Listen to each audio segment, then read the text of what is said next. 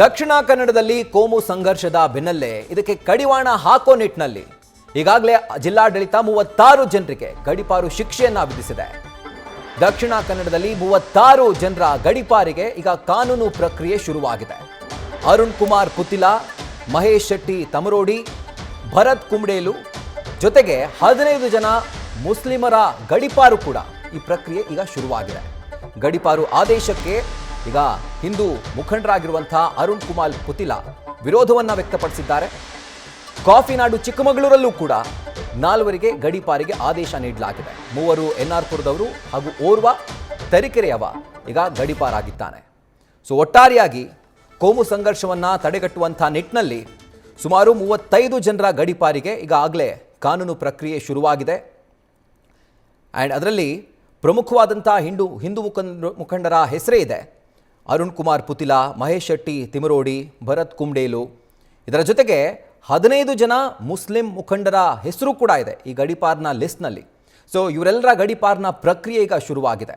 ಆದರೆ ಅರುಣ್ ಕುಮಾರ್ ಪುತಿಲಾ ಇದಕ್ಕೆ ತೀವ್ರ ವಿರೋಧವನ್ನು ವ್ಯಕ್ತಪಡಿಸ್ತಾ ಇದ್ದಾರೆ. ನಾವೇನು ಕೊಲೆ ಮಾಡಿಲ್ಲ, ಸುಲಿಗೆ ಮಾಡಿಲ್ಲ, ಯಾವುದೇ ಥರದ ಹಿಂಸಾಚಾರದಲ್ಲಿ ಭಾಗಿಯಾಗಿಲ್ಲ, ಹಾಗಿದ್ರೂ ಕೂಡ ಹಿಂದೂ ಧರ್ಮದ ಸೇವೆಯನ್ನು ಮಾಡಿಕೊಳ್ತಾ ಬಂದಿದ್ದೀವಿ. ನಾವು RSS ಬ್ಯಾಕ್ಗ್ರೌಂಡ್ನಿಂದ ಬಂದು ಸತತವಾಗಿ ಸುಮಾರು ವರ್ಷಗಳಿಂದ ಸೇವೆಯನ್ನು ಮಾಡಿಕೊಳ್ತಾ ಬಂದಿದ್ದೀವಿ. ನಮಗೆ ಯಾಕೆ ಈ ಶಿಕ್ಷೆ? ನಾನು ಈ ನೋಟಿಸನ್ನು ಸ್ವೀಕರಿಸೋದಿಲ್ಲ ಅಂತ ಹೇಳಿ ಈ ಗಡಿಪಾರಿನ ಆದೇಶಕ್ಕೆ ತೀವ್ರ ವಿರೋಧವನ್ನು ಅರುಣ್ ಕುಮಾರ್ ಪುತಿಲಾ ವ್ಯಕ್ತಪಡಿಸಿದ್ದಾರೆ. ಬಹುಶಃ ಇದು ನಾಳೆ ನಾಡಿದ್ದು ಮತ್ತಷ್ಟು ನಾಯಕರಿಗೂ ಕೂಡ ಇದು ಹಬ್ಬುತ್ತೆ. ಅವರು ಕೂಡ ಇದೇ ಥರದ ಒಂದು ವಿರೋಧವನ್ನು ವ್ಯಕ್ತಪಡಿಸುವಂತಹ ಸಾಧ್ಯತೆ ಇದೆ. ಹಾಗಿದ್ರೆ ಮುಂದೆ ಜಿಲ್ಲಾಡಳಿತ ಆಗಿರ್ಬೋದು, ಪೊಲೀಸ್ ಇಲಾಖೆ ಆಗಿರ್ಬೋದು, ಏನು ಕ್ರಮ ಕೈಗೊಳ್ಳುತ್ತೆ ನೋಡಬೇಕು. ಸದ್ಯಕ್ಕೆ ಈ ಒಂದು ಗಡಿಪಾರಿನ ಆದೇಶದ ಕುರಿತಾಗಿ ಹಿಂದೂ ಮುಖಂಡರಾಗಿರುವಂಥ ಅರುಣ್ ಕುಮಾರ್ ಪುತಿಲಾ ಏನು ಹೇಳಿದ್ದಾರೆ ಬನ್ನಿ ನೋಡೋಣ.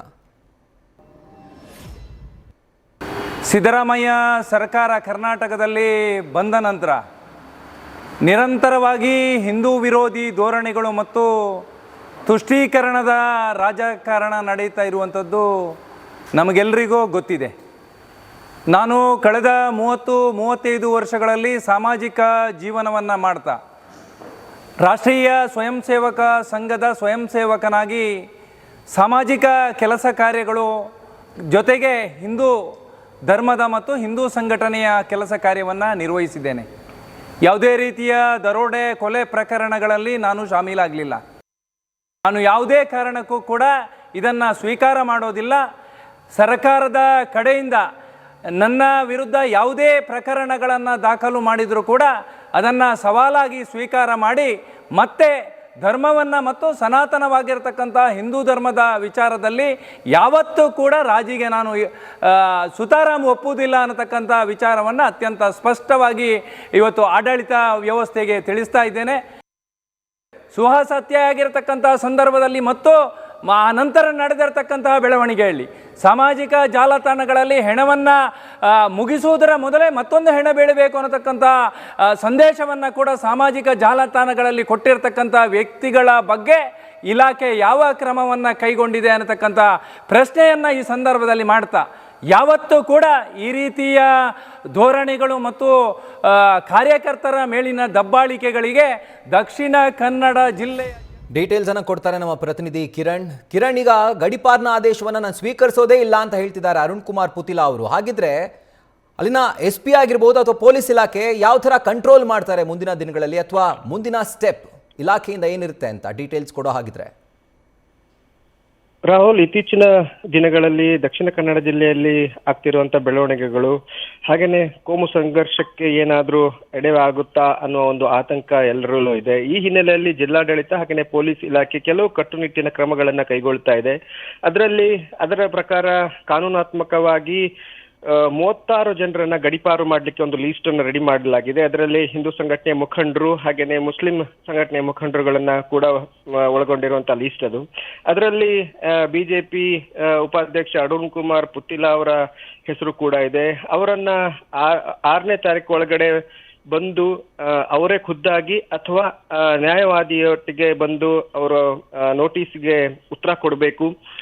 ಒಂದ್ ವೇಳೆ ಬರಲಿಲ್ಲ ಆದ್ರೆ ಏಕಪಕ್ಷೀಯವಾಗಿ ನಿರ್ಧಾರಗಳನ್ನ ತಗೊಳ್ಳಲಾಗುವುದು ಅನ್ನೋದು ಎಚ್ಚರಿಕೆಯನ್ನು ಕೂಡ ಕೊಡಲಾಗಿತ್ತು. ಅದಕ್ಕೆ ಈಗ ಅರುಣ್ ಕುಮಾರ್ ಪುತಿಲಾ ಅವರು ಹೇಳಿಕೆಯನ್ನು ಕೊಟ್ಟಿದ್ದಾರೆ. ಯಾವುದೇ ಕಾರಣಕ್ಕೂ ನಾನು ಗಡೀಪಾರು ಈ ನೋಟಿಸನ್ನು ಸ್ವೀಕಾರ ಮಾಡಲ್ಲ ಅಂತ. ಯಾಕಂತ ಹೇಳಿದ್ರೆ ಅವ್ರು ಹೇಳೋ ಪ್ರಕಾರ 30ರಿಂದ 35 ವರ್ಷ ಹಿಂದೂ ಸಂಘಟನೆಯಲ್ಲಿ ಕೆಲಸ ಮಾಡಿದವನು, ಹಿಂದೂ ಧರ್ಮಕ್ಕಾಗಿ ಹೋರಾಟ ಮಾಡಿದವನು. ಆದರೆ ನನ್ನ ಮೇಲೆ ಯಾವುದೇ ಕೊಲೆ ಅಥವಾ ದರೋಡೆ ಅಂತಹ ಯಾವುದೇ ಪ್ರಕರಣಗಳು ಇಲ್ಲ. ಆದರೂ ನಾನು ಮಾಡಿದಂತಹ ಹೋರಾಟಗಳಿಗೆ ಕೆಲವು ಪ್ರಕರಣಗಳು ನನ್ನ ಮೇಲೆ ಹಾಕಲಾಗಿದೆ. ಆದರೆ ಅದು ಇನ್ನುವರೆಗೂ ಅಂಡರ್ ಟ್ರಯಲ್ ಇದ್ದಾವೆ ಅಂತ. ಈ ಹಿನ್ನೆಲೆಯಲ್ಲಿ ನನಗೆ ಗಡೀಪಾರು ಮಾಡುವ ಯಾಕೆ ಅನ್ನೋ ಒಂದು ಪ್ರಶ್ನೆ, ಮತ್ತೆ ಯಾವುದೇ ಕಾರಣಕ್ಕೂ ನಾನು ಈ ಒಂದು ಇದನ್ನು ಸ್ವೀಕಾರ ಮಾಡೋದಿಲ್ಲ ಅಂತ. ಆದರೆ ಒಂದು ವೇಳೆ ಅವರು ಸ್ವೀಕಾರ ಮಾಡಲ್ಲ, ಅದು ಹೋಗಲ್ಲ ಅಂತ ಹೇಳಿದ್ರೆ ಆಟೋಮೆಟಿಕ್ಲಿ ಅದು ಕಾನೂನಾತ್ಮಕವಾಗಿ ಅದು ಉಲ್ಲಂಘನೆ ಆಗುತ್ತೆ. ಹಾಗೆ ಅರೆಸ್ಟ್ ಆಗುವಂತಹ ಸಂದರ್ಭ ಕೂಡ ಬರ್ಬೋದು. ರಾಹುಲ್.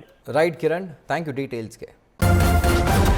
ನ್ಯೂಸ್ ಫಸ್ಟ್ ನಿರ್ಭೀತಿಯಿಂದ ನಿಮ್ಮ ಪರವಾಗಿ.